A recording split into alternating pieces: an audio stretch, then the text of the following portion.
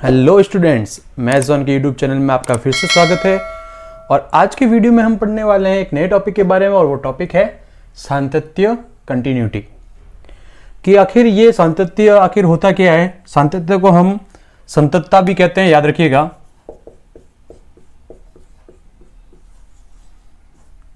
ठीक है, तो आखिर ये क्या है सातत्य, किसी भी फलन का सातत्य होने का मतलब क्या है, और किस प्रकार से हम प्रूव करेंगे कि वो संतत है या नहीं है।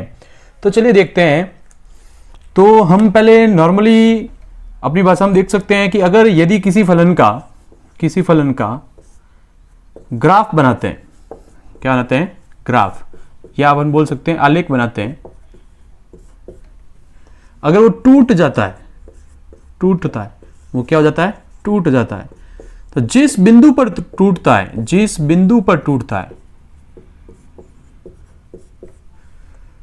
बिंदु पर क्या हो जाता है, टूट जाता है, जिस बिंदु पर टूटता है वहां वह क्या हो जाएगा, असंतत हो जाएगा। असंतत, याद रखिएगा, वहां सातत्यता नहीं होगी, वो फलन वहां पे क्या हो जाएगा, असंतत हो जाएगा। अगर वो टूटता नहीं है तो वो फलन क्या होगा, संतत होगा। जैसे हम एक ग्राफ बना रहे हैं साइन एक्स का, हमारे पास फंक्शन है साइन एक्स, जैसे मैं लिख देता हूं एफ एक्स बराबर साइन एक्स। ठीक है, मेरे पास एक फंक्शन है एफ एक्स बराबर साइन एक्स, और मुझे इसका ग्राफ बनाना है। तो हमने इसका ग्राफ 11th क्लास में पढ़ा है। बिल्कुल इजी सा ग्राफ बनता है इसका।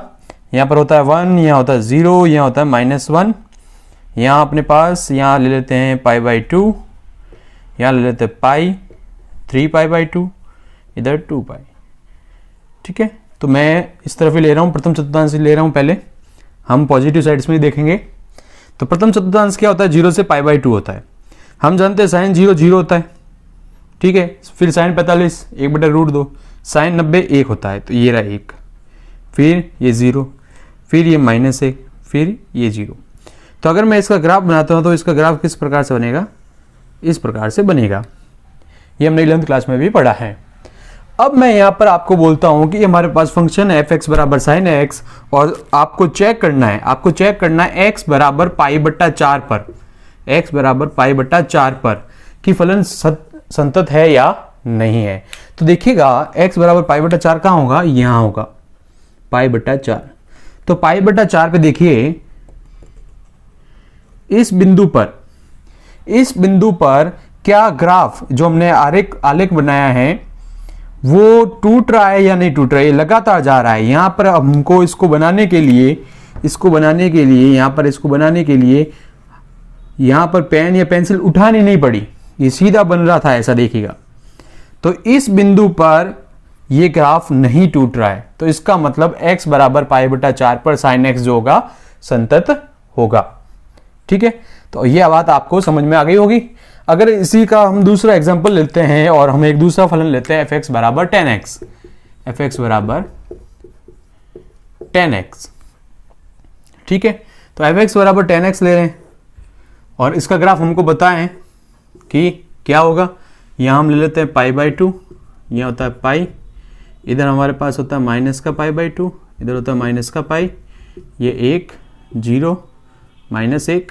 ठीक है, तो हम क्या करेंगे, यहां पर ग्राफ बनाएंगे 0 से लेकर π/2 तक। तो हमें पता है tan 0 0 होता है, और tan 90 क्या होता है, tan 90 होता है अनंत, tan 90 क्या होता है, अनंत होता है, ये हमको पता है। तो tan 0 स्टार्टिंग होती है, tan π/4 यानी कि tan 45 होता है हमारे पास 1। तो ये ग्राफ इस प्रकार से बनता है, इस प्रकार से। ठीक है, तो यहां जाकर ये अनंत पे मिलता नहीं है, ये अनंत तक ऐसे चलता रहता है।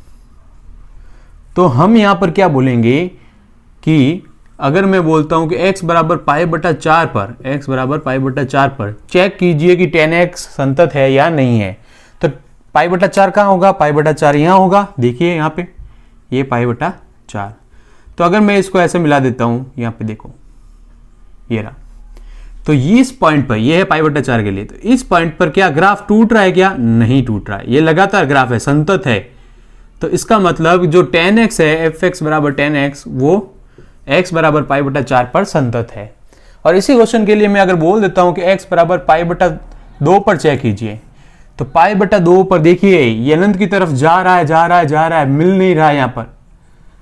और दूसरी चीज और बताऊंगा, अभी मैं एक मैथमेटिकल फॉर्मेशन से भी बता दूंगा कि अपन कैसे चेक कर सकते हैं कि संतत होगा कि नहीं होगा। तो यहां पर जब अनंत की तरफ कोई भी चीज जाती है अनंत की तरफ, तो वो कभी भी संतत नहीं होती है, वो कभी भी संतत नहीं होगी। ये चीज आपको याद रखनी है। तो हमें जो 12th क्लास में ग्राफ से क्वेश्चंस नहीं करने हैं, हमें मैथमेटिकल फॉर्मेशन से करने हैं। फिर भी मैंने आपको बताया कि क्या है आखिर संतत का मतलब।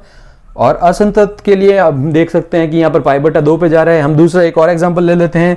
जैसे मैं कोई ग्राफ बना देता हूं, जैसे यहाँ पे हम ले लेते हैं एक पॉइंट है ए, और एक ग्राफ यहाँ तक जाके टूट रहा है और फिर यहाँ पे वापस स्टार्ट हो रहा है। तो हम यहाँ पे बात कर रहे हैं x बराबर a पे। क्या x बराबर a पर ये फलन संतत हो सकता है? नहीं हो सकता है, क्योंकि यहाँ पर जाके ये ग्राफ टूट चुका है। अगर हम यहाँ पे ये आरेख बनाते हैं, वक्र बनाते हैं, तो ये टूट चुका है। यहाँ पर डायरेक्ट हमारे पास ये ऐसा, अगर ये ऐसा होता डायरेक्ट ऐसा, ये देखिएगा ऐसा होता तो ये संतत होता। लेकिन अगर यहाँ पे ये टूट जाता है, जैसे ये था, ये टूट गया है वक्र, तो हमारे पास ये जो चीज है वो असंतत है, कॉन्टिन्यूटी और डिसकॉन्टिन्यूटी।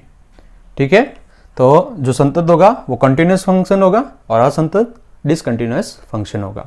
अब हम देखते हैं मैथमेटिकल फॉर्म कि आखिर मैथमेटिकल फॉर्म किस प्रकार से हम लिखते हैं। अब हमारे पास है मैथमेटिकल फॉर्म। तो मैथमेटिकल फॉर्म के लिए हम क्या करेंगे, तो देखिएगा हमारे पास मैथमेटिकल फॉर्म में होती है left hand limit is equal to right hand limit is equal to F of A. अगर ये तीनों चीजें बराबर आती है तो वो फलन क्या होगा? संतत होगा। ये मैथमेटिकल फॉर्म है। अब left hand limit, right hand limit और एफ ऑफ ए का मतलब क्या है वो देखते हैं। ये हमने 11वीं क्लास में भी देख रखा है कि limit x tends to a minus F X, ये होती है left hand limit. Right hand limit क्या होती है कि limit x tends to a plus F of X, और एफ ऑफ ए का मतलब हमें वो पॉइंट रखना है जो क्वेश्चन में दिया हुआ होगा, जिसके ऊपर हमें जांच करनी है। तो कुल मिला के ये तीनों आपस में बराबर आने चाहिए। अगर ये तीनों बराबर आते हैं तो वो फंक्शन क्या हो जाएगा? संतत हो जाएगा। आप इसको और भी तरीके से लिख सकते हैं। इसको आप लिख सकते हैं limit H X tends to 0, आप क्या लिखेंगे? F A minus H. यहां पर आप लिख सकते हैं इसको लिमिट एक्स टेंस टू 0, और आप इसको लिख सकते हैं ए प्लस एच, और ये वाली चीज तो ऐसी रहेगी। तो आप इनके आगे के स्टेप इस प्रकार से लिख के भी क्वेश्चन को सॉल्व कर सकते हैं।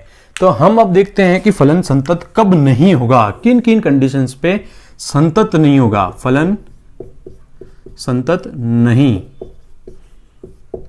होना। कौन कौन सी कंडीशंस हैं? तो पहली कंडीशन है कि लेफ्ट हैंड लिमिट या राइट हैंड लिमिट या दोनों अपरिभाषित हो, या हम बोल सकते हैं कि अस्तित्व में नहीं है। अपरिभाषित है या अस्तित्व में नहीं है, अस्तित्व में नहीं। अगर ये चीज हो जाती है, यानी कि अगर आप किसी की लिमिट निकालते हैं और उसकी लिमिट अनंत आ जाती है, तो अनंत आने पर वो लिमिट एग्जिस्ट ही नहीं करेगी। अगर किसी की लिमिट हम सॉल्व करते हैं और अनंत आती है तो वो फलन कभी भी संतत नहीं हो सकता। दूसरी चीज है कि लेफ्ट हैंड लिमिट बराबर है राइट हैंड लिमिट, लेकिन ये बराबर नहीं है एफ ऑफ ए के। तो अगर ये कंडीशन भी आती है तब भी फलन संतत नहीं होगा। तीसरी कंडीशन है कि मान लीजिए लेफ्ट हैंड लिमिट और राइट हैंड लिमिट बराबर नहीं है, लेकिन ये एफ ऑफ ए के बराबर है। इन दोनों में से कोई भी एफ ऑफ ए के बराबर है तो भी ये फलन संतत नहीं होगा। चौथी कंडीशन ये है कि लेफ्ट हैंड लिमिट बराबर है राइट हैंड लिमिट, ठीक है, लेकिन जो एफ ऑफ ए है वो परिभाषित नहीं है, या हम लिख सकते हैं अपरिभाषित है। क्या है? अपरिभाषित है, यानी कि उसका मान लिखने पर अनंत आ जाता है, अपरिभाषित है। अगर ये चीज अपरिभाषित होती है तो हमारे पास फलन संतत नहीं होगा। तो लिमिट की जो वैल्यू आएगी वो फिक्स होनी चाहिए, ध्यान रखिएगा, बराबर होनी चाहिए। ये तीनों चीजें बराबर आएगी तभी हमारे पास ये फलन संतत होगा।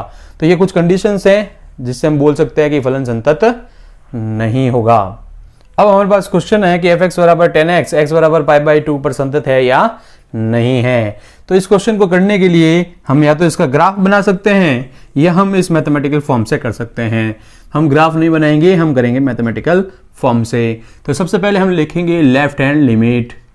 तो लेफ्ट हैंड लिमिट क्या होगी, लिमिट x टेंड्स टू, देखिएगा a, अब a यहां पर क्या दिया हुआ है, π/2 दिया हुआ है। क्या दिया हुआ है, π/2, तो हम लिखेंगे π/2 माइनस f(x). तो हम इसको क्या लिख सकते हैं, लिमिट x टेंड्स टू 0, यहां पे हम क्या लिखेंगे, f π/2 minus h, π/2 minus h। अब हम क्या करेंगे, लिमिट h टेंड्स टू 0। ये देखिएगा, ये x था तो यहाँ पे हमने क्या लिखा, x। अगर हम यहाँ π/2 माइनस h लिखेंगे तो यहाँ पर भी क्या हो जाएगा, π/2 माइनस h हो जाएगा। तो ये हो जाएगा 10 π/2 माइनस h। तो 10 90 माइनस थीटा, 10 90 माइनस थीटा क्या होता है, 10 90 माइनस थीटा होता है कॉट थीटा।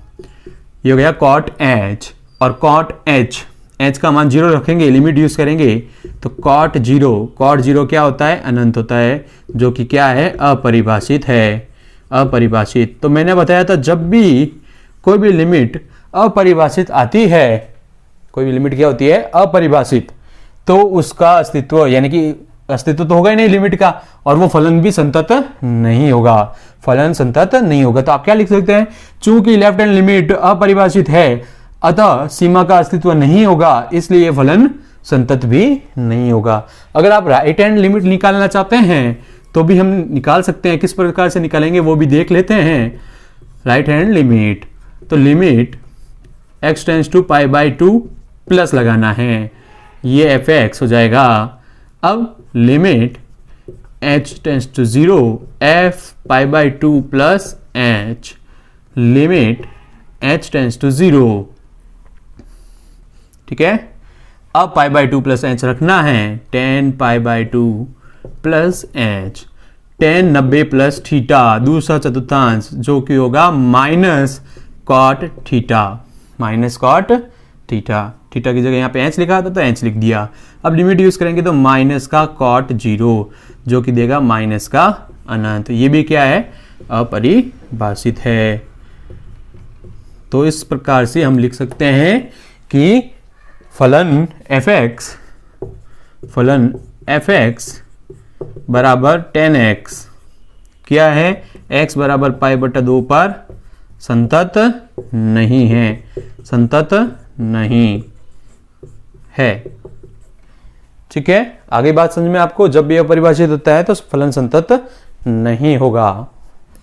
अब हम एक और एग्जांपल ले रहे हैं और क्वेश्चन है f(x) बराबर cos x, और x बराबर पाई पर आपको चेक करना है, यानी a का मान हमारे पास क्या है, पाई है। तो हम क्या लिखेंगे, लेफ्ट हैंड लिमिट लिखेंगे। तो लेफ्ट हैंड लिमिट क्या आएगी, लेफ्ट हैंड लिमिट आएगी limit x tends to pi minus f(x), limit h tends to 0 f pi minus h, limit h tends to 0 क्या हो जाएगा, cos pi minus h, x की जगह पाई माइनस h लिख दिया। cos 180 minus theta, cos 180 minus theta क्या होता है, cos 180 माइनस थीटा होता है माइनस का cos थीटा, ठीक है। तो यहाँ पे आप लिखिए 0 माइनस cos 0, cos 0 क्या होता है, 1, cos 0 क्या होगा, 1। आगे बात समझ में, ठीक है। अब हम चलते हैं राइट हैंड लिमिट की तरफ। तो राइट हैंड लिमिट देख रहे हैं, राइट हैंड लिमिट, तो राइट हैंड लिमिट क्या है, limit x tends to pi plus f(x), limit h tends to 0 f pi plus h, limit h tends to 0 क्या लिखेंगे, cos pi plus h, cos 180 plus theta. तो cos 180 plus theta भी क्या होता है, minus cos theta ही होता है। तो हम क्या लिख देंगे, limit h tends to 0 minus cos h, और 0 यूज़ करेंगे तो माइनस कॉस 0 माइनस 1। अब हमें क्या चेक करना है, अब हमें चेक करना है f ऑफ a का मतलब a क्या है यहाँ पर, पाई है, तो f पाई, तो क्या लिखेंगे कॉस पाई, क्या लिखेंगे कॉस पाई, और कॉस पाई का मान हमें पता है क्या होता है -1। तो अब यहाँ पर बात पता चल रही है कि लेफ्ट हैंड लिमिट बराबर है राइट हैंड लिमिट के, और वो बराबर है f ऑफ पाई के। ये तीनों चीज बराबर है, और ये तीनों चीज बराबर होती है तो क्या होता है, ये तीनों चीज बराबर होने पर फलन संतत होता है। अब हम कुछ स्टैंडर्ड लिमिट्स देखेंगे जो आपको याद होनी चाहिए, क्वेश्चन को करते वक्त आपको ये हेल्प करेगी। अगर आपको ये लिमिट्स याद नहीं रहती है तो आपको प्रॉब्लम हो जाएगी क्वेश्चन सॉल्व करते वक्त। तो चलिए देखते हैं। तो ये हमारे पास कुछ स्टैंडर्ड लिमिट्स है जो मैंने यहाँ पे लिखी है, इसमें से कुछ आपको इंपॉर्टेंट है जो याद करनी है, जो हमारे 12th क्लास के अंदर ज़्यादातर यूज़ की जाएगी, वो ये हैं। Limit x tends to 0 sine x upon x होता है 1, ये हमने 11th क्लास में भी पढ़ा है जब हमने पढ़ा था चैप्टर सीमा व अवकलज। दूसरा है limit x tends to 0 tan x upon x, ये भी होगा 1। तीसरा limit x tends to 0 1 minus cos x upon x, इसकी जगह हम क्या लिखेंगे 0। Limit x tends to 0 sine inverse x upon x, इसकी वैल्यू हो जाएगी 1। इसी प्रकार से tan inverse x upon x आता है और लिमिट होती है x tends to 0 is equal to 1 होता है। लिमिट का खास करके ध्यान रखिएगा, यहाँ पे 0 होगा तब भी ऐसा संभव है, यूं नहीं यहाँ पर इन्फिनिटी आ जाएगा और आप लोग वहाँ पे 1 लिख दें, ये चीज नहीं होगी, यहाँ पर ये भी इंपॉर्टेंट है। तो लिमिट e की पावर x है अपने पास, लिमिट है x टेंड्स टू 0, e की पावर x के लिए फलन है हमारे पास, इसकी वैल्यू 1 होगी। अगर e की power x minus 1 upon x आता है तब भी इसकी वैल्यू 1 होगी, ये इंपॉर्टेंट है, आप याद रखिएगा इसको। फिर ये भी याद रखिएगा important, limit x tends to 0 है, a की power x minus 1 upon x है तो log a होगा, लेकिन बेस याद रखिएगा इसका बेस e होगा। ये कुछ एक्स्ट्रा हैं जो कि कंपटीशन लेवल पे भी यूज आते हैं, हमारे 12th में बहुत कम ऐसे क्वेश्चन होंगे, लेकिन ये कंपटीशन के अकॉर्डिंग इंपॉर्टेंट है कि अगर आपके पास इन्फिनिटी आता है, ये इन्फिनिटी है और इस फॉर्म में क्वेश्चन बनता है तो इसकी वैल्यू यहाँ पे बनेगी e, इस फॉर्म बनेगी, ये फॉर्म अगर आपके पास आती है क्वेश्चन में बनती है तो इसकी वैल्यू e हो जाएगी। ये फॉर्म बनती है और यहाँ पे लिमिट आती है 0 तो इसकी वैल्यू e, और ये फॉर्म बनती है तो इसकी वैल्यू हो जाएगी e to the power a, e की घात a। तो ये कुछ इंपॉर्टेंट है जिसमें से आपको, ये तो आपको दोनों पक्के याद होनी चाहिए, यहाँ पर भी ये भी आपको याद होने चाहिए, ठीक है। तो ये 3 और ये 2 5, ये तो मोस्ट इम्पोर्टेंट है ही, आपको ये हर वक्त याद रखने हैं। 12th क्लास के अकॉर्डिंग आपको ये क्वेश्चंस मिलते हैं, इसी टाइप के मिलते हैं, कुछ ये एक्स्ट्रा लिखे हैं जो भी आपको याद रखनी है। अगर आपको ये वीडियो पसंद आया है तो लाइक और इस चैनल को सब्सक्राइब करना ना भूलें। अपने फ्रेंड्स के साथ में भी ये वीडियो शेयर करें।